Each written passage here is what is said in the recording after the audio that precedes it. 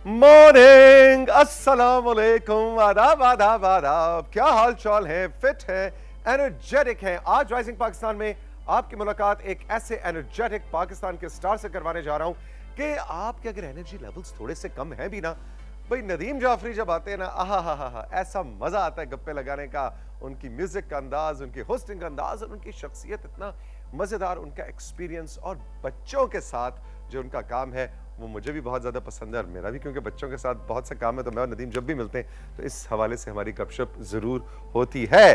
तो आज ऑरेंज सोफे पे आने जा रहे हैं the one and only Nadeem Jafri. इसके अलावा क्या है जी आज के राइजिंग पाकिस्तान में? इसके अलावा हो सकता है कुछ देर के लिए तौसीक अंकल गायब हो जाएं। आपने बिल्कुल हैरान और परेशान नहीं होना, इसलिए कि आज मेरे प्यारे प्यारे फेवरेट क्लास फेलो अहमद कुछ मैजिक एक्सपेरिमेंटल साइंस ट्रिक्स लेके आए और मुझे पहले से वार्न किया तौसीक अंकल, अगर वो तजुर्बा खराब हो जाए तो ऐन मुमकिन है कि इर्द गिर्द की कोई जानदार चीज़ अचानक गायब हो जाए। तो इर्द गिर्द की जानदार चीज़ तो या मैं हूं तो या मैजिशियन खुद है जो कि अहमद है, क्योंकि कैमरा क्रू तो ज़रा 10 फुट के फासले पे होता है। तो और मैजिशियन अपने ऊपर तो ये रिस्क लेगा नहीं, ये रिस्क आएगा तो सिर्फ और सिर्फ तौसीक अंकल पे। इसके लिए आप तैयार हो जाएं। लेकिन let's see, I trust Ahmed, इसलिए मैंने अपने आप को आज सुपुर्द किया है। भाई अहमद का कहना यह है कि ये जो मैजिशियंस आके बच्चों की बर्थडे पार्टीज पे और ये सारी जो ट्रिक्स कर रहे होते हैं, इनसे मतलब इनको एंजॉय करना चाहिए, लेकिन इनके पीछे साइंस का कुछ ना कुछ करिश्मा होता है। और वो आज 2-3 इंटरेस्टिंग एक्सपेरिमेंट्स अहमद अपने सेगमेंट में लेके आए। I am so very looking forward to it. बिल्कुल तैयार है, उधर हंस रहा है, मुस्कुरा रहा है और कह रहा है कि आए तौसीक अंकल, आपके साथ हिसाब किताब बराबर करता हूं मैं पिछला। मैंने कहा ठीक है जिगर, आते हैं। इसके अलावा क्या है जी राइजिंग पाकिस्तान में? आज ऑफ कोर्स गुरु काशिफ होंगे और गुरु काशिफ ने अभी तक मुझे नहीं बताया कि आज उनका टॉपिक क्या है। सो लेट्स सी, वो भी एक मैजिक होगा, कुछ ना कुछ होगा जो कि उनके सेगमेंट पे जाने से पहले आई एम 100% श्योर कि रुबैका आपको बताएंगी, जो तैयबा के साथ आएंगी और लाएंगी आपके लिए 3 अच्छी खबरें। इसके अलावा क्या है जी? इसके अलावा हमारे साथ सबीन होंगी और सबीन लाएंगी अपने साथ अम्मारा को। और अम्मारा और सबीन आज कुछ बात करेंगी बच्चों की सोशल मीडिया पे, इंटरनेट पे, डिजिटल दुनिया पे सेफ्टी और सिक्योरिटी। अम्मारा आपको मालूम है कि डिजिटल सेफ्टी और सिक्योरिटी की माहिर हैं और सबीन उनके साथ आज कुछ बच्चों के हवाले से बात करेंगे और ये बहुत ज़्यादा इंपॉर्टेंट है। हमारा से हम ये भी जानेंगे, एक दिन पहले भी इस पर बात हुई थी कि क्या उम्र है कि जिस पे बच्चे का फेसबुक अकाउंट बनना चाहिए, जिस पे उसको इंडिपेंडेंटली आपको कोई टैबलेट देनी चाहिए, कोई फ़ोन देना चाहिए। लोग कहते हैं 13 साल से कम उम्र के बच्चों को ये डिजिटल गैजेट्स नहीं देनी चाहिए। इस हवाले से आई एम श्योर कि सबीन हमारा से बात करेंगी। लेकिन बच्चे जब ऑनलाइन हैं तो वो कैसे महफूज हैं, कैसे सेफ हैं, इस हवाले से बहुत इंपॉर्टेंट टिप्स हैं जो सबीन और हमारा आप तक पहुंचाएंगी। ये है जनाब आज का राइजिंग पाकिस्तान। कुछ रह तो नहीं गया? कुछ रह तो नहीं गया? कंट्रोल रूम सब कुछ बता दिया है। तो अब मैं आहिस्ता आहिस्ता बढ़ूंगा the one and only Ahmad की जानिब। अहमद देखो, इसको कहते हैं कि मैं खुद अपने आप को पेश करने जा रहा हूं अहमद को कि आप मुझ पे तजुर्बा कर और मुझे गायब कर दे, कोई अपना जादू दिखा, कोई जादू की छड़ी चला। अस्सलाम वालेकुम अहमद। वालेकुम अस्सलाम। यार ये तो तुमने बड़ा इधर कुछ सीन ऑन किया हुआ है, तो मुझे तो पहले से डर लगना शुरू हो गया, इसलिए मैं दूर ही बैठा रहूं। तो उसके लिए सबसे पहले तो हमने सेफ्टी ग्लासेस पहननी है। सेफ्टी ग्लासेस पहननी? ओके, सबसे पहले हम सेफ्टी ग्लासेस पहन लेते वाह हैं। वाह वाह। अच्छा, इस सेफ्टी ग्लासेस पहन के गायब होना जो है वो बच जाऊंगा मैं उससे? कोशिश करूंगा कि आपको गायब ना कर दूं। यार ये कैमरा 3 पे अगर आप कट करें, मैं देखना चाह रहा हूँ सूट कर रही है कि नहीं, क्योंकि ना इसको मैं परमानेंट ओ सीन है भाई का, है ना? भाई का सीन है। ओके अच्छा, ये सेफ्टी ग्लासेस क्यों पहनते हैं? सेफ्टी ग्लासेस ताकि हमारी आईज के ऊपर कोई एसिड ना गिर जाए जिसकी वजह से हमारी आईज डैमेज हो जाए, तो हमारी आईज को प्रोटेक्ट रखे।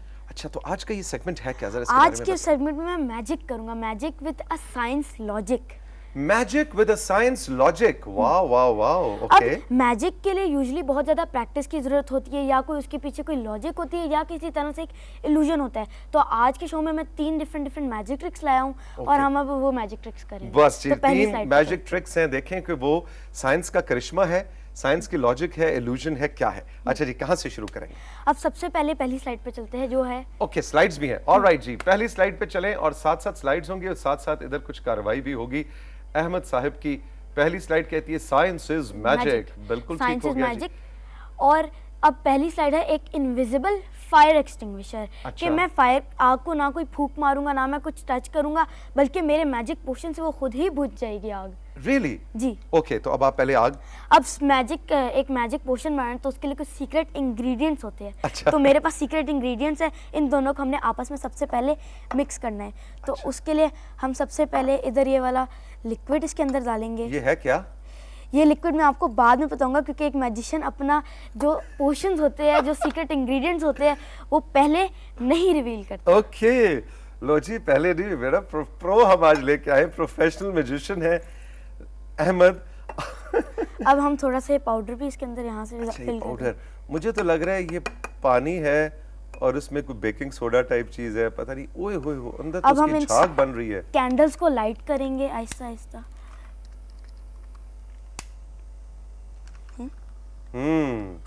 ऐथे मैजिशियन रह गया। अच्छा, नहीं जल गई भाई।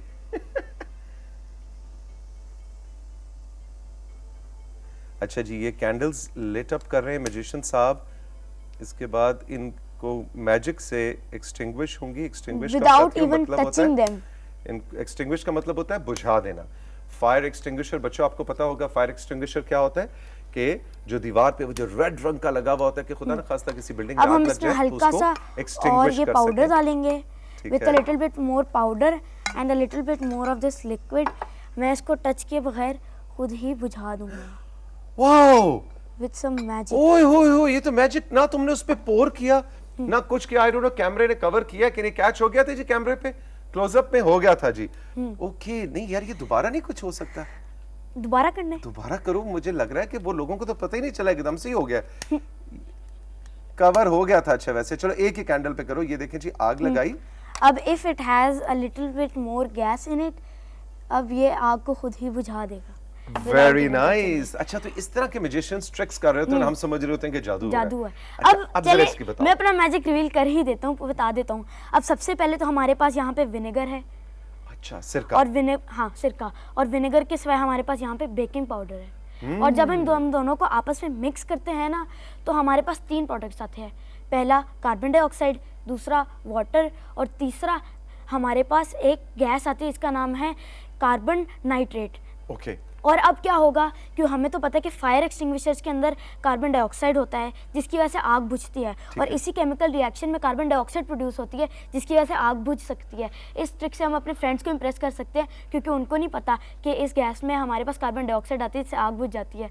वो समझेंगे मैजिक पोशन से बुझ गई। एग्जैक्टली। और ये वाला हिस्सा हम बैक एंड पे रखेंगे और ऐसे उसको पीकर को साथ लेके जाएंगे और हम कहेंगे देखो जी, मैजिक से आग बुझ गई। असल में उसमें कार्बन डाइऑक्साइड निकल रही होगी जिससे आग बुझ जाएगी। जी, जबरदस्त ट्रिक है भाई, जबरदस्त ट्रिक है।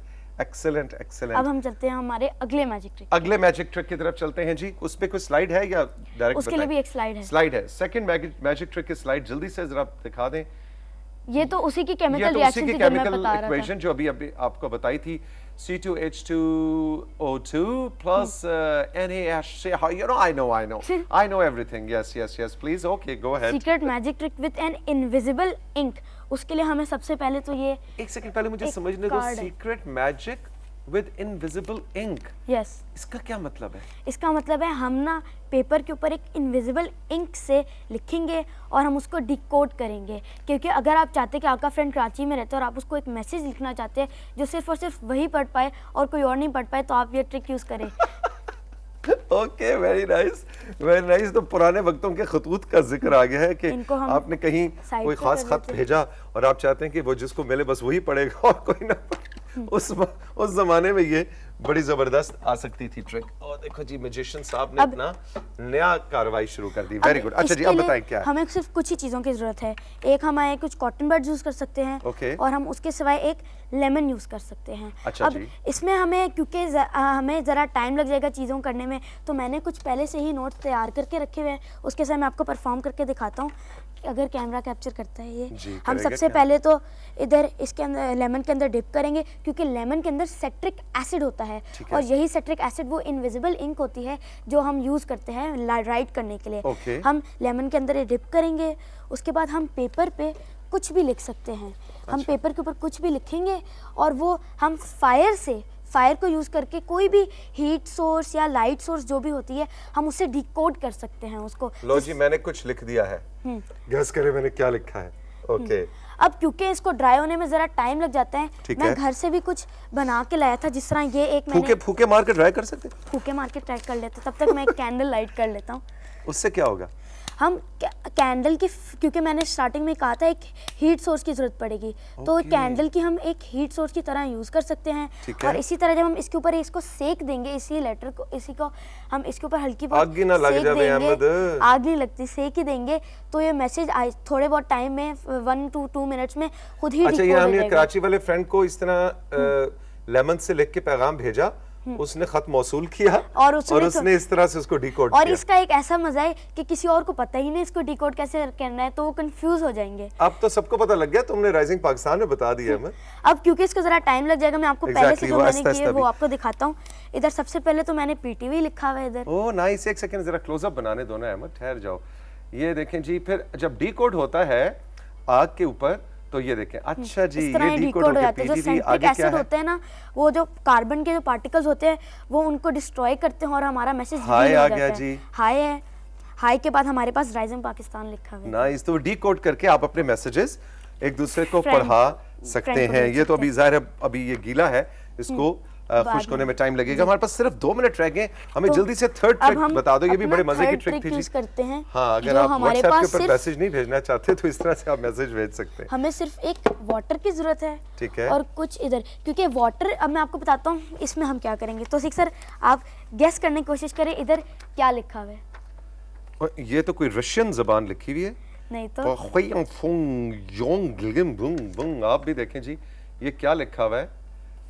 क्लोजअप कौन सा कैमरा बनाएगा? 4 मेरा ख्याल बना रहा है। लें जी 4, ये लें जी। ये तो कुछ मुझे समझ नहीं आया क्या लिखा हुआ है, ये तो उल्टी पुल्टी सी अंग्रेजी लिखी हुई है। अच्छा बताओ फिर अब नहीं। क्या करना है? अब इसको, ये भी एक सीक्रेट मैसेज है, इसको हम अभी डिकोड करके दिख करेंगे। अच्छा, अब जैसे ही हम इसको वाटर के पीछे रखेंगे, ये खुद ही डिकोड होना शुरू हो जाएगा। अगर आप वो पानी के वाटर के अंदर से इसको देखेंगे पानी, तो अच्छा ये खुद कैमरे ही ने जी decode हो पानी के जाएगा। अंदर से कुछ बनाना है, ये यहाँ रखें। क्योंकि जो वाटर है ना वो एक मैग्नीफाइंग ग्लास की तरह एक्ट करता है, तो वो हर कोई भी फोटो या ऑब्जेक्ट या कोई सीक्रेट मैसेज या राइटिंग को ना ओ डिकोड पढ़ा करना गया, शुरू वो कर देखिए देता लिखा है। हुआ है you are The the best. Best. Wow nice. इस तरह हमने अच्छा वैसे पढ़े तो वैसे देखें तो कुछ समझ नहीं आ रहा। लगता है कोई लेकिन जो- जिब्रिश लिखी हुई है, कोई लैंग्वेज समझ ही नहीं आ वेरी रही। Nice, you are the best. Best. एक और भी है इधर। एक्सीलेंट, ये तो मैंने भी गेस कर लिया है। ये तो लिखा हुआ है जी राइजिंग पाकिस्तान। वेरी इस तरह आप सीक्रेट मैसेज अपने फ्रेंड्स को भेज सकते हैं, आप कोई किसी को सरप्राइज करने के लिए भेज सकते हैं, क्योंकि जो वाटर है ना वो एक मैग्नीफाइंग ग्लास की तरह एक्ट करता है, तो वो हर चीज़ को सेंटर की तरफ चैनल करता है। इससे हमारे जो लेटर्स होते हैं, डिफरेंट वर्ड्स होते हैं, वो ऑपोजिट होकर नजर आते हैं। इसी तरह हम ऑपोजिट लेटर्स लिखेंगे तो हमें सीधे होकर नजर आएंगे, जो राइट पे होगा वो लेफ्ट पे नजर आएगा, और इस तरह हमें ऑपोजिट होकर सीधे नजर आ जाते हैं। जबरदस्त। Ahmed, I have a message for you.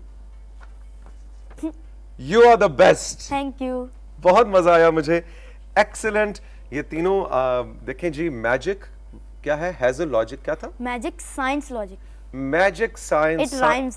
Exactly, magic, science, logic. और बात भी सही है कि कई दफा हम वो जो म्यूजिशियंस बैठ के करतब कर रहे होते हैं, हम कहते हैं वाह, ऐसे बच्चों की तरह हम हैरान हो जाते हैं, और उसके पीछे इस तरह की साइंस की लॉजिक होती है। Interesting, thank you very much. जीते रहो, खुश रहो। I am so proud of you Ahmad.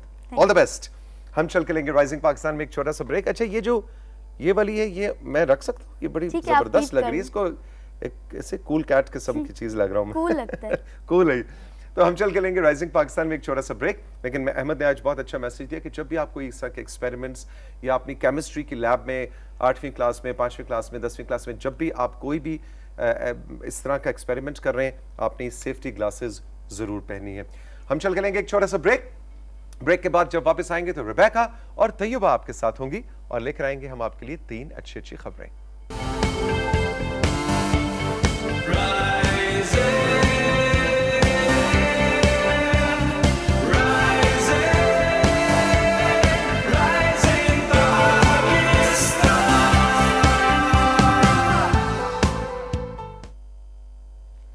Welcome back to rising Pakistan. और हम आपको बताने जाते हैं इस सेगमेंट में जिसका नाम है गुड न्यूज़ के तमाम दिन की टेंशन जो है वो सुबह जागते ही नहीं लेनी। क्या पकेगा, क्या खाएंगे, तमाम दिन कैसे गुजरेगा, क्या करना है। ख़ास तौर पे अगर बॉस ने कोई असाइनमेंट दी है और आप जल्दी सो गए, उसको पूरा नहीं किया तो कोई बात नहीं। क्या होगा, थोड़ा सा मतलब काम का बर्डन बढ़ जाएगा, लेकिन अगर आप अपने दिन का आगाज़ परेशानी से करेंगे तो आप यकीन जानिए तमाम दिन बहुत ही स्ट्रेसफुल गुजरेगा। सो आपका दिन स्ट्रेसफुल ना गुजरे इसलिए लेकर आते हैं हम लोग आपके लिए 3 अच्छी खबरें। स्टूडियोज़ में मेरे साथ मौजूद हैं तैयबा। अस्सलाम वालेकुम। गुड मॉर्निंग, कैसी हैं आप? मैं बिल्कुल ठीक ठाक। 3 अच्छी खबरें जी, 3 अच्छी खबरें। और अच्छा, आज की बहुत मज़े की हैं। पहले तो मैं आपसे पूछना चाहूँगी कि आपको, अगर हम सिटीज़ की बात करते हैं, पाकिस्तान सिटीज़ की, आपको सबसे ज़्यादा कौन सी सिटी पसंद है? एक ही बतानी है? हाँ, एक ही। 2 हो सकती हैं।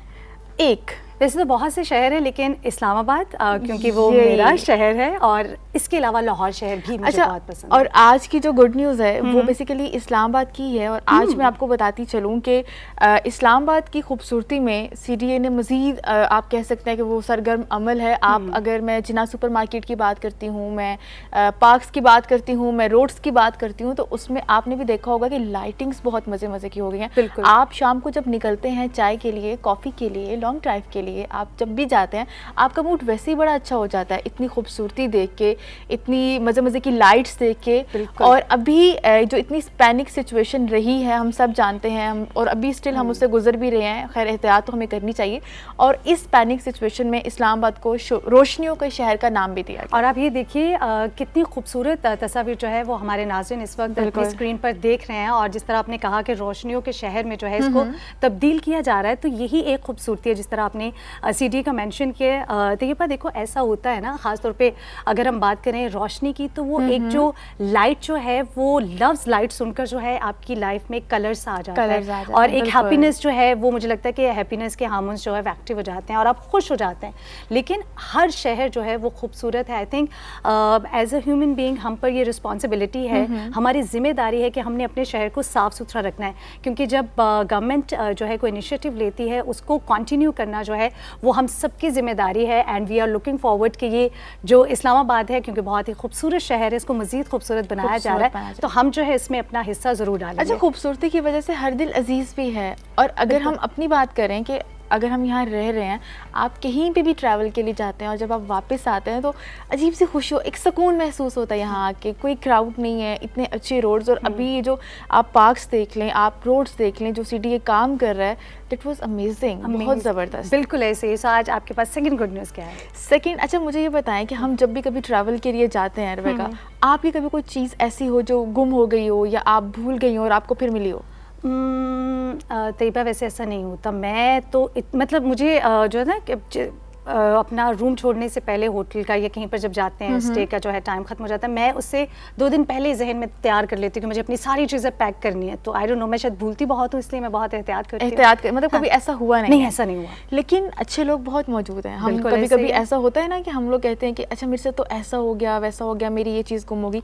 लेकिन जब वो चीज़ आपको मिल जाए जो आपके बहुत करीब हो और जो आपके लिए बहुत मैटर करती हो, तो आपकी खुशी का ठिकाना नहीं होता, नहीं होती है। आज की जो गुड न्यूज़ है मैं आपको बताती चलूँ कि आज स्कर्दू के एक होटल में कुछ लोग थे जो वहाँ पे रहे, और उसके बाद वो अपनी कैश जो है वहाँ भूल चुके थे। जो रूम अटेंडेंट है वो जब आया, उसने रूम क्लीन किया और उसने देखा कि वहाँ पे लगभग 11 लाख पड़ा हुआ था।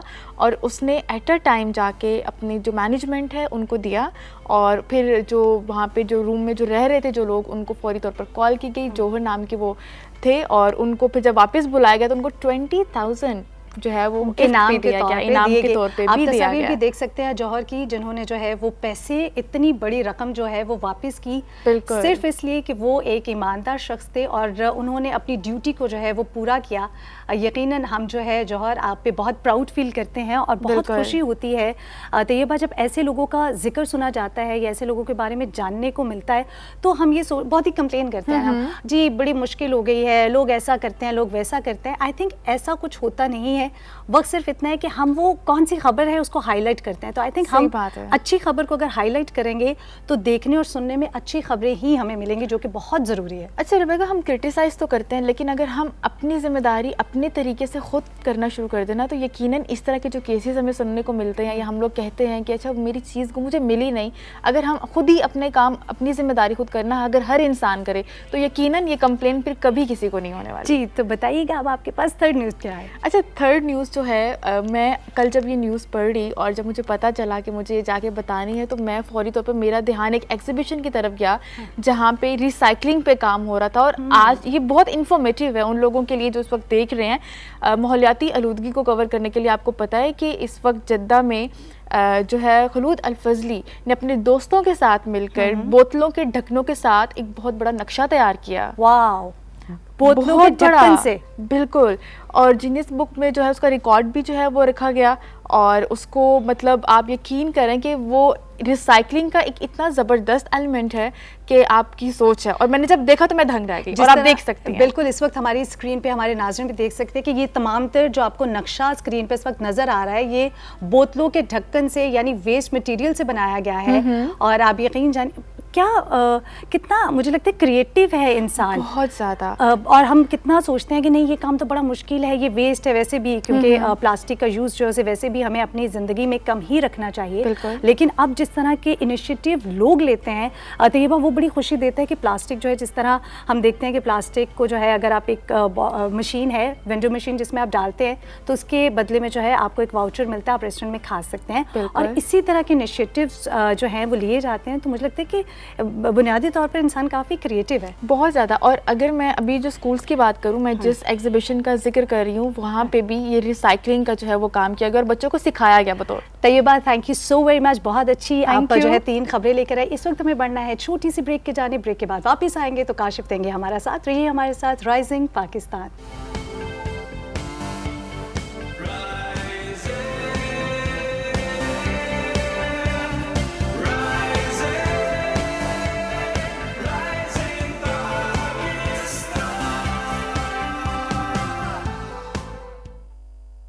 जी जनाब, welcome back to rising Pakistan. आपने अच्छी अच्छी खबरें सुनी हैं रेबेका के साथ और तय्यबा के साथ। अभी तौसीक भाई ने ओपनिंग में कहा कि ट्रेनर काशिफ ने मुझे एक्सरसाइज के बारे में नहीं बताया आज का क्या वर्कआउट है।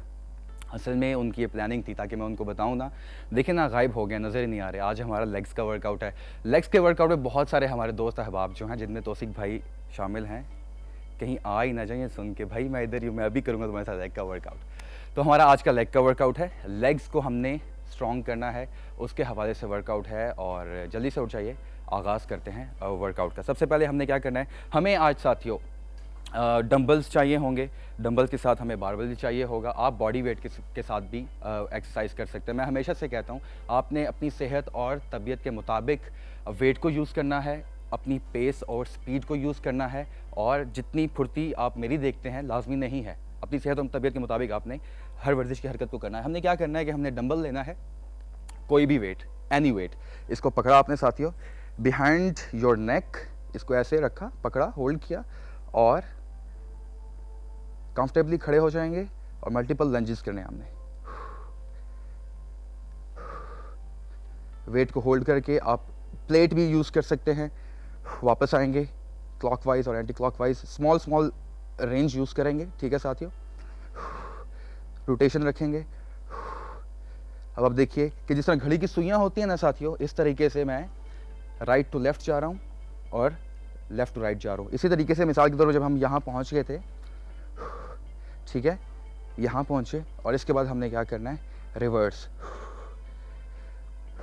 हर एंगल से हमने अपने लंजेस करने हैं ताकि हमारी जो टांगों के पट्टे हैं सारे अच्छे तरीके से वार्म्ड अप हो जाएं।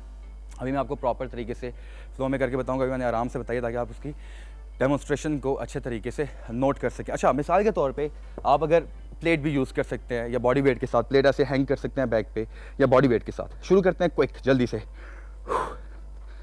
आपके जो राइट लेग है वो मूव करेगा, लेफ्ट को आपने लॉक करके रखना है, ठीक है। रोटेशन 5 टाइम्स रोटेशन करेंगे।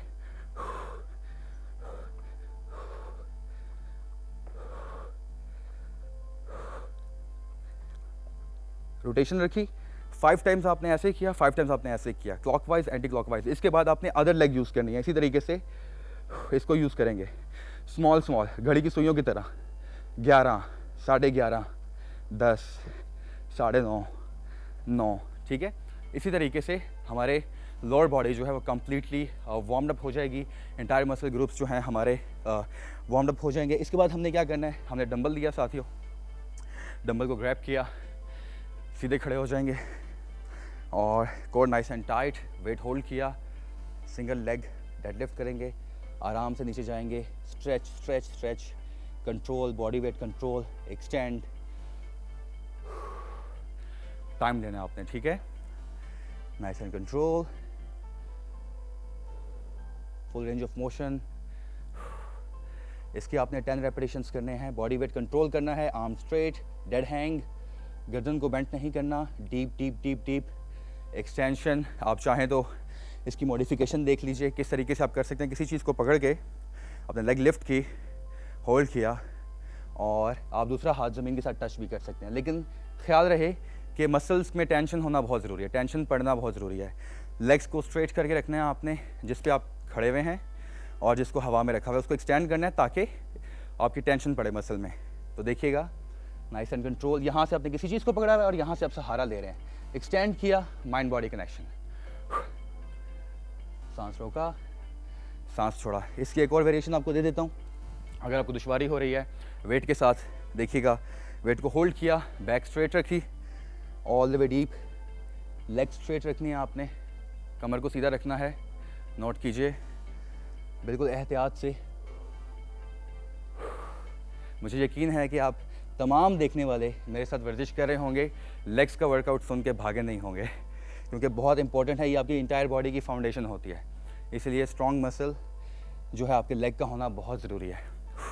अब आप नोट कीजिए, डेडलिफ्ट, ये एक वेरिएशन है, इसी चीज़ को आप वेट के बगैर भी कर सकते हैं। एक्सटेंड किया, हाथों को स्ट्रेट किया, नाइस एंड कंट्रोल, डीप। जैसा कि मैंने आपको कुछ देर पहले बताया कि आप अपनी सेहत और तबीयत के मुताबिक कर सकते हैं, तो ये सारी वेरिएशंस थी। इसके बाद साथियों हमने क्या करना है, याद रहे हर वर्जिश की हरकत के हमने जो रेपिटेशंस बताए हैं, पहले मैंने आपको बताए फर्स्ट के, फिर सेकंड के, इसके रेपिटेशंस ईच लेग या डबल लेग्स डेडलिफ्ट आप कह रहे हैं तो 12 रेपिटेशंस करेंगे और 4 सेट्स करेंगे, ठीक है। डंबल को हमने होल्ड किया, हमने स्टैटिक लंज पे आएंगे, वाइड एक्सटेंड किया, लेग्स को फुल एक्सटेंशन की और यहीं पे रहते हुए back straight, core nice and tight, non stop. यहीं पे हमने पल्सेस करने हैं, यहीं पे बर्न करना है, यहीं पे रहते हुए नॉन स्टॉप 15 रेपिटेशंस एक साइड पे रहते हुए। और अगर आपको लग रहा है कि वेट के बगैर करना चाह रहे हैं तो वेट को ड्रॉप किया, किसी चीज़ को पकड़ा, सहारा लिया, वेस्ट पे हाथ रखा, non stop, feel the burn, nice and control. इसमें थोड़ी सी पेस चाहिए आपकी, 90 degree angle, all the way up and all the way down. Switch किया, दूसरी टांग पे वेट पकड़ा, ठीक है। 15 रेपिटेशंस, 4 सेट। साथ साथ पानी की सिपिंग, जैसा कि मैं आपको हमेशा से कहता हूँ कि पानी, वर्जिश के दौरान पानी का इस्तेमाल बहुत ज़रूरी है। हमारे जो पट्टे हैं, हमारे जो मसल्स हैं, वो बहुत ज़्यादा इन्वॉल्व होते हैं वर्जिश के दौरान, डिहाइड्रेशन होने के चांसेस होते हैं। इसके बाद साथियों हमने क्या करना है, हमने डंबल्स लिए और लेट जाएंगे। हमने अपने कूलों पे थोड़ा सा ऊपर, लोअर बॉडी के ऊपर डंबल्स को रखा और हमने इसको एक्सटेंड किया। 3 सेट्स करेंगे, 15 रेपिटेशंस करेंगे, हाई रेपिटेशंस करेंगे। क्विक से आखिरी मूव बताऊं आपको, फ़ौरन से आपने स्क्वाट पोजीशन पे आना है, इस पोजीशन में रहना है और आपने नॉन स्टॉप वॉक करनी है, non stop, straight round quick walk करनी है, यहीं पे रहते हुए 4 सेट्स करने हैं, हाई रेपिटेशंस करने हैं 30 सेकेंड्स तक, 4 सेट्स। ये था हमारा आज का वर्कआउट। मुझे उम्मीद है आपको पसंद आया होगा। हमें सोशल मीडिया पे बताना मत भूलिएगा। अभी हमें लेनी है एक छोटी सी ब्रेक के बाद हमारे साथ होंगी सबीन और सबीन के साथ होंगी अम्मारा, और ये हमें बताने जा रही हैं कि ये जो बच्चा है ट्रेनर काशिफ, इसकी एज तक के बच्चे गैजेट्स और सोशल मीडिया यूज़ कर सकते हैं, मोबाइल फ़ोन यूज़ कर सकते हैं या और एज की लिमिटेशंस हैं। जानते हैं इस ब्रेक के बाद। ये है राइजिंग पाकिस्तान।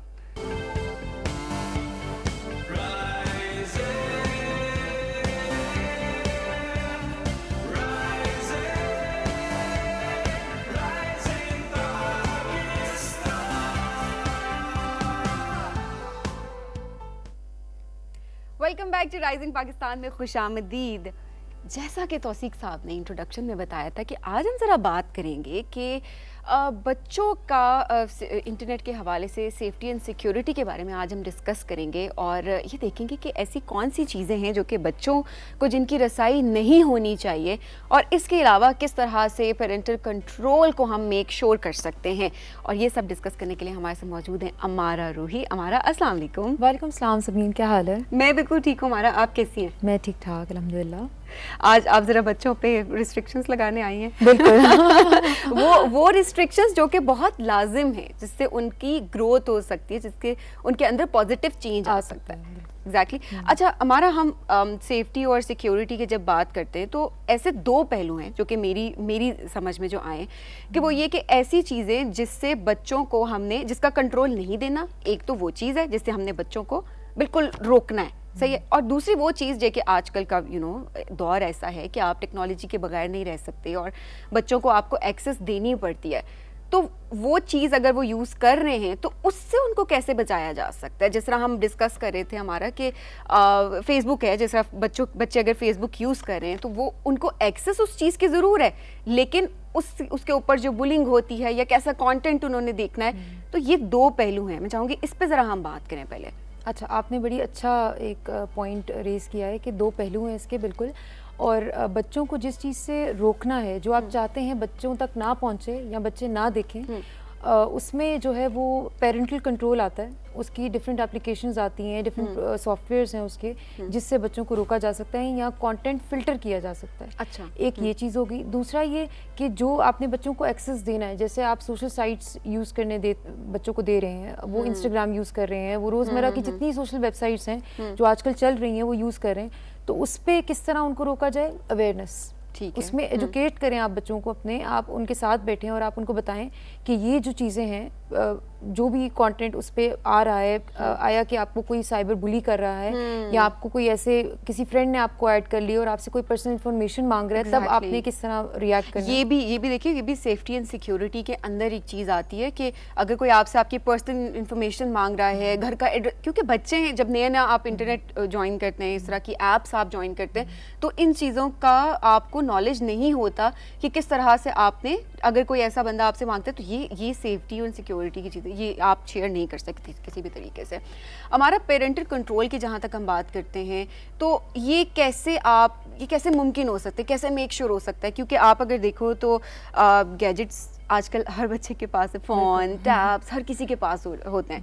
इसके अलावा क्या कोई ऐसी एप्लीकेशंस हैं जिस पे कोई सिक्योरिटी कोड्स होंगे जो कि पेरेंट्स लगा सकते हों, या कोई ऐप के अंदर ऑलरेडी होते हों कि बच्चे वो एंटर करके उसकी एक्सेस उनको हो सके, अदरवाइज़ नहीं हो सकती? बिल्कुल ऐसी एप्लीकेशंस हैं। और जैसे कि स्मार्ट टीवी एंड स्मार्टफोन्स का दौर है, तो स्मार्टफोन्स के अंदर बिल्ट इन एप्लीकेशंस भी हैं। आप खुद भी पेरेंटल कंट्रोल की एप्लीकेशंस डाल सकते हैं। इसी तरह इसके साथ साथ एंटीवायरस की एप्लीकेशंस भी बहुत ज़रूरी हैं, क्योंकि कभी कभार ऐसा आपने देखा होगा कि हम जैसे कंप्यूटर अपना यूज़ कर रहे हैं और अगर इसमें कोई वायरस है तो खुद से कोई पॉपअप आ जाएगा, ऐसा नामुनासिब किस्म का कोई तस्वीर एकदम आ जाएगी सामने जो कि देखने के काबिल नहीं है। तो इस तरह की चीज़ें जितनी आप कंट्रोल कर सकते हैं वो एंटीवायरस के थ्रू है। अब इसमें भी दो चीज़ें हैं, एक एंटीवायरस है, एक पेरेंटल कंट्रोल है। बच्चा क्या चीज़ खुद एक्सेस कर रहा है उससे आपने रोकना है, और जो चीज़ें जैसे वायरस है उसको कैसे कंट्रोल करना है वो एंटीवायरस के थ्रू जो है वो आप उसको स्टॉप कर सकते हैं। अच्छा, इसमें क्योंकि मैं इस पे पेरेंटल कंट्रोल पे इसलिए ज़्यादा हमारा भी फोकस करना चाह रही हूँ, बिकॉज़ अभी आजकल अगर हम देखें तो 8th क्लास 9th क्लास, मतलब इतने छोटे छोटे बच्चे होते हैं इनके पास। मैं तो शायद ये बहुत बड़ी एज अभी बता रही हूँ, इससे भी छोटी एक एज है जिसमें बच्चों के पास मोबाइल होते हैं। अब 3 साल 4 साल के बच्चे को देखिए, उसे पता है कि यूट्यूब क्या है, उसके अंदर आपने किस तरह से उसने अपने फेवरेट कार्टून्स लगाने हैं। ये सारी जो चीज़ें हैं ना, ये पेरेंट्स का चेक एंड बैलेंस रखना बहुत ज़्यादा ज़रूरी है। ये कंट्रोल शायद बहुत ज़रूरी है कि ऐसा नहीं कि आप बच्चे को बस एक चीज़ दे रहे हैं, उसके बाद आप नहीं देख रहे कि वो कैसा कंटेंट वहाँ पर देख रहा है और उसके किस तरह के असरात उसके ऊपर आ रहे हैं। अच्छा, एज की जहाँ तक मैंने बात की हमारा, इसमें किस एज में आपको लगता है कि बच्चों को ये गैजेट्स देने चाहिए और इंटरनेट की एक्सेस देनी चाहिए? अच्छा, गैजेट्स तो अब पैदा होते ही बच्चों के हाथ में जो है वो आ जाता है, जैसे ही Exactly, वॉक पे हो मैंने या वही बात की कि शायद अक्सर पेरेंट्स को हमने कहते हुए सुना है कि खाना नहीं खा रहे तो फोन पकड़ा दो, उस पे कुछ लगा दो तो उसके साथ साथ Exactly. खा लेंगे, वरना अगर ना दो तो फिर वो जिद करते हैं कि नहीं हमें चाहिए।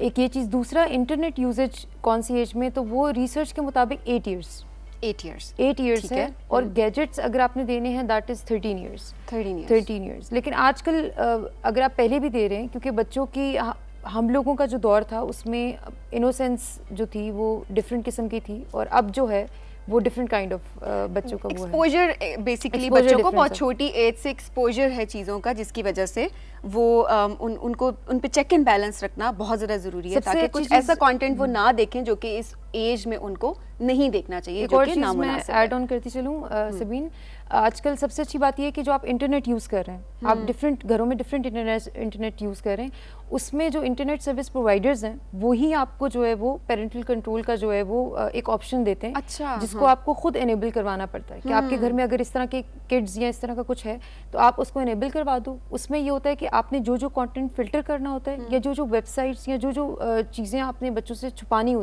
होती हैं कि जो बच्चा ना देखे, तो उसमें वो आराम से फ़िल्टर हो जाता है।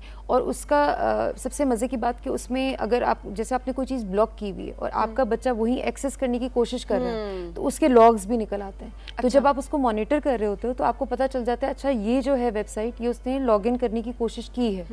तो ये एक अच्छी चीज़ है जिसको पेरेंट्स को बाद में मॉनिटर करना है। और सबसे एक और चीज़ जो इम्पॉर्टेंट है वो ये है कि आप कोशिश करें कि जो आपका कंप्यूटर है या जो भी गैजेट है वो आपका बच्चा आपके सामने बैठ के यूज़ कर रहा है। और अगर नहीं कर रहा तो उसको इतनी अवेयरनेस हो चीज़ों के बारे में कि अगर ऐसा मेरे साथ कोई भी चीज़ ऐसी पेश आ जाती है तो मुझे उसके बाद क्या करना है। अच्छा, हमारा ये बहुत इंपॉर्टेंट पॉइंट आपने यहाँ पर रेज किया है। मुझे लिटरली मुझे लगता है कि बहुत सारे लोगों को ये अवेयरनेस नहीं है कि किस तरह से वो जो उनके अपने घर की इंटरनेट डिवाइस है उसका कंट्रोल उनके पास आ सकता है, कि अगर वो घर में अपनी एक डिवाइस लगवा रहे हैं इंटरनेट, तो वो सर्विस प्रोवाइडर्स से जाकर उस पर सिक्योरिटी सेट कर सकते हैं कि ये चीज़ बच्चों को इतना एक्सेस होगा और इतना एक्सेस नहीं होगा। तो ये मेरे ख्याल में ये हर घर में बहुत ज़्यादा ज़रूरी है, बहुत ज़रूरी है। बिल्कुल। अच्छा, हमारा इसके अलावा जो अगर मैं बात करूँ कुछ सोशल मीडिया इन्फ्लुएंस की, ठीक है, अभी तो हमने थोड़ी बात की कि कंटेंट की कि कोई नामुनासिब कंटेंट है वो बच्चे ना देखें किसी तरीके से जो कि उनकी एज के लिहाज से नहीं है, जो कि गैर अखलाकी हो सकता है। इसमें मैं सोशल मीडिया इन्फ्लुएंस को इस तरह से लिंक कर रही हूँ कि कार्टून्स की आपने बात की ना, कि बच्चे जिस तरीके से अगर नहीं वो खाना नहीं खा रहे होते तो सबसे इजी हल ये होता है कि बच्चों को कार्टून्स लगा दिए उनके फेवरेट, और बहुत छोटी एज से 2 इयर्स 1 ईयर 3 इयर्स इस तरह की एज से हम बच्चों को देना शुरू कर देते हैं। तो इसमें मैं आपसे ये पूछना चाहती हूँ कि क्या बच्चों के अंदर कोई चेंज आता है? कोई अगर लेट्स सपोज एक कार्टून है उसके अंदर मारपीट हो रही है, तो क्या उसका इन्फ्लुएंस बच्चों के ऊपर होता है? ये बहुत अच्छा पॉइंट है। इसमें बेसिकली बच्चों के ऊपर बिल्कुल इन्फ्लुएंस होता है। सोशल मीडिया पे जो कुछ दिखाया जाता है उसका बहुत बड़ा इन्फ्लुएंस होता है। और आजकल जैसे आपने कहा 2-3 साल के बच्चे भी कार्टून देख रहे हैं, तो उसमें उन पे ये इफेक्ट होता है मोस्टली कि वो एक फैंटेसाइज वर्ल्ड में चले जाते हैं। वो अब कार्टून जो है वो रियलिटी नहीं है, ठीक है। अगर उसमें कोई ड्रैगन है वो रियल लाइफ में नहीं है, या उसमें जो चीज़ें दिखाई जा रही हैं वो रियलिटी नहीं है। तो वो अपने पेरेंट्स से भी वही चीज़ें एक्सपेक्ट करने लग जाते हैं कि शायद जो हमने कार्टून में देखा है वो रियल है, और वो फिर उस चीज़ को अपनी रियल लाइफ में इम्प्लीमेंट करने की कोशिश करते हैं। तो ये बहुत बड़ा इन्फ्लुएंस है। फिर आजकल आपने वीडियो गेम्स में भी देखा होगा कि फायरिंग वाली गेम्स हैं, या इस तरह की बहुत सारी जो वीडियो गेम्स हैं उसमें जो है वो दिखाते हैं कि एक दूसरे को मारपीट हो रही है, उसको कत्ल कर दिया, उसको ऐसे कर दिया। तो ये सारी चीज़ें भी इन्फ्लुएंस करती हैं। बच्चों में एग्रेशन आ रहा है, बच्चे ये चीज़ जो है वो एकदम से हमारे नॉर्मल घर में जो हम चीज़ें कर रहे होते हैं वो चीज़ पिक कर रहे होते हैं। तो वीडियो गेम्स तो फिर एक विजुअल वो चीज़ है जिसमें वो एग्जैक्टली। तो इसमें एक चीज़ ये है कि बच्चे जो हैं कुछ ऐसी चीज़ें देखते हैं जो कि रियलिटी से बहुत दूर होती है। जिस तरह अब अभी आजकल लगे देखे होंगे कि वो कार्टून्स में एक चीज़ देख रहा है कि भाई उड़ने वाली गाड़ी आ गई है, और उसके बाद वो घर आके वो जिद करेगा, अच्छा वो कार्टून में एक चीज थी और उड़ने वाली गाड़ी वहां पर थी तो मुझे वो चाहिए। तो वो एक फैंटेसी में रहना शुरू कर देते, वो रियलिटी से बहुत दूर होते जाते, जो कि वैसे ही उनके माइंड पे बहुत बुरा असर होता है। दूसरा, हमारा यहाँ पर अगर वो जिद अपने पेरेंट्स से करते हैं ये सब देखकर, तो डेफिनेटली जो पेरेंट्स का और बच्चे का एक रिलेशनशिप है वो भी किसी तरह से खराब हो सकता है किसी तरीके से। तो आई थिंक यहाँ पर भी पेरेंट्स को चाहिए कि वो बच्चों को अवेयर करें। अगर कोई चीज़ दिखा रहे हैं ऐसी, अगर कुछ ऐसी आपको चीज़ नजर आ रही है जो कि एग्जिस्ट ही नहीं करती, तो डेफिनेटली उसमें उनको इस पे बच्चों को गाइड करना चाहिए कि भाई बेटा ये रियलिटी नहीं है, ये चीज़ें एग्जिस्ट नहीं करती और आपको इसी दुनिया में रहना है, ठीक है। और दूसरी चीज़ जो आपने मेंशन की जो कि मुझे लगता है कि बहुत ज़रूरी है कि अभी हमारा कंटेंट भी जितना बन रहा होता है, बच्चे देख रहे होते हैं, ज़्यादातर कंटेंट में आप देख रहे थे कि बहुत ज़्यादा वायलेंस शो हो रहा होता है कि मारपीट हो रही है, गोलियां लग रही हैं, मतलब इस तरह की बहुत सारी चीज़ें जो कि आपको नज़र आ रही होती हैं जो कि नहीं होनी चाहिए। जब बच्चे वो देखते हैं तो वो उसको नॉर्मलाइज करना शुरू कर देते हैं। एक्चुअली वो चीज़ें नॉर्मल नहीं होनी चाहिए, स्पेशली छोटी एज के बच्चों को भी। ऐसा ही है, बिल्कुल सही कह रही हैं सबीन। और इसमें मैं एक चीज़ ऐड करना चाहूँगी कि जैसे हम लोग बच्चों को अब कार्टून्स बड़ी नॉर्मल सी चीज़ें, बच्चा अगर देखना चाह रहा है तो कार्टून्स तो हम उसको देखने देते हैं, लेकिन आजकल कार्टून्स में भी एक कुछ इस तरह का कंटेंट है गैर इखलाकी किस्म का जिसको आप नहीं चाहेंगे कि वो आपका बच्चा देखे। तो उसके लिए सबसे बेस्ट प्रैक्टिस ये होगी कि आपका बच्चा जो चीज़ देख रहा है या जो चीज़ सुन रहा है उसको आप भी खड़े होकर देखें कि वो क्या चीज़ कर रहा है। इससे एक चीज़ बताती चलूँ कि अपने आप को चीज़ों के बारे में एजुकेट करना बड़ा ज़रूरी है। आजकल के बच्चे जो एप्लीकेशंस यूज़ कर रहे हैं या जो कंटेंट देख रहे हैं वो आपको ख़ुद को पहले समझना बड़ा ज़रूरी है। हाँ, ये पॉइंट बहुत ज़रूरी है कि आजकल अगर आप पेरेंट्स, ज़्यादातर पेरेंट्स जो हैं वो देखा जाए तो उनको अगर वो ऐप का एक्सेस बच्चे को दे रहे हैं तो शायद उस ऐप को बहुत अच्छे तरीके से वो खुद भी नहीं समझते। इंटरेस्ट नहीं होता कुछ लोगों का कि वो ज़्यादा इंटरनेट को यूज़ करें या इन ऐप्स पे जाकर देखें। तो ये बात बहुत इंपॉर्टेंट आपने यहाँ पे रेज किया कि अगर आप बच्चों को एक्सेस दे रहे हैं एक चीज़ की तो पहले आप उसको खुद समझें, उसके फीचर्स समझें, उसके ऊपर कैसा कंटेंट आ रहा है, उसको किस तरह से कंट्रोल किया जा सकता है, क्या बच्चों को किस चीज़ के बारे में अवेयर करना ज़रूरी है। जैसे फेसबुक की आपने बात की तो फेसबुक के ऊपर बहुत सारे लोग हैं जो कि बुली करते हैं, अगर आप देखें तो काफ़ी ज़्यादा ट्रोल किया जाता है लोगों को, अच्छी चीज़ें भी वहाँ पर मौजूद होती हैं। तो हमने बच्चों को इस चीज़ के बारे में भी अवेयर करना है हमारा कि अगर कोई आपको ऐसी बात कर रहा है तो आपने उसको पॉजिटिवली किस तरीके से टैकल करना है। आपने वो एक कमेंट्स की जो एक फाइट होती है उसमें आपको नहीं पढ़ना, ठीक है, मतलब इट्स जस्ट एन एग्जांपल। तो बेसिकली ये है कि पेरेंट्स को भी उसके ऊपर अच्छा हमारा, वैसे मैं भी सोच रही थी कि मुझे ना अपना दौर, हम लोगों को इतने पढ़े नहीं है हम, लेकिन फिर भी अपना दौर एक तरह से याद आता है कि जब हम छोटे होते थे ना, पीटीवी जब लगता था तो हमारे पास एक तो ज़्यादातर हमारे पास वैरायटी नहीं होती थी चैनल्स की, पीटीवी, तो हमें पता होता था अच्छा हमने ये कार्टून देखना है। और पीटीवी बहुत मतलब देखभाल के बच्चों के लिए बहुत ज़्यादा अवेयरनेस के लिए कार्टून्स वगैरह चलाते थे और कुछ ऐसे बच्चों के प्रोग्राम्स होते थे वो हम लोग देख रहे होते थे। तो मैं सबसे बड़ी बात मैं आपकी बात कर रही हूँ, सबसे बड़ी बात ये कि हमारे दौर में एक बहुत अच्छी चीज़ ये होती थी कि टाइमिंग, कि आपने इस टाइम के बाद जो है वो सो जाना है और इस टाइम तक जो है आपने ऑनलाइन चीज़ें यूज़ करनी है, कंप्यूटर यूज़ करना है। और इवन गेम्स जैसे पिन बॉल और हम लोग ये चीज़ें इंजॉय करते थे, माइन स्वीपर, पिन बॉल हो गई या इस तरह की जितनी गेम्स हैं हम लोग इसी में जो है वो खुश थे। और हम लोग का एक टाइम होता था कि 1 घंटे बाद जो है वो आपने कंप्यूटर ऑफ कर देना है। तो टाइम बड़ा मैटर करता है। आजकल जो है वो बच्चे सुबह 9 से रात 9 लगे रहेंगे तो पेरेंट्स भी इतना बॉदर नहीं करते। हाँ, मतलब रूटीन भी एक जो है वो बहुत ज़्यादा ज़रूरी है डेफिनेटली। हमारा तो बेसिकली ये चीज़ है कि हमें एक तो मैं ये भी कहूँगी कि जो हमारा सोशल मीडिया है इस तरह से हमें उसमें बहुत ज़्यादा अच्छा कंटेंट जो है प्रोड्यूस करना चाहिए और बच्चों को बेसिकली हमें दूर रखना चाहिए इन सारी चीज़ों से जो कि उनके लिए इस एज में, उनके एज के लिहाज से ठीक नहीं है। हमारा बहुत प्रोडक्टिव डिस्कशन रही और बहुत सारी चीज़ें जो कि मुझे भी क्लियर हुई, आई थिंक जो पेरेंट्स हमें देख रहे हैं उनको भी क्लियर होगी। Thank you so much. My pleasure. नाज़रीन, अब जाएंगे एक ब्रेक की जानिब और जब ब्रेक से वापस आएंगे तो नदीम जाफरी हमारे साथ मौजूद होंगे जो कि एक फेमस सिंगर हैं। तौसीक साहब हमारी उनसे मुलाकात कराएंगे, गाने भी सुनेंगे, गपशप भी होगी। कहीं जाइएगा मत, देखते रहिए राइजिंग पाकिस्तान।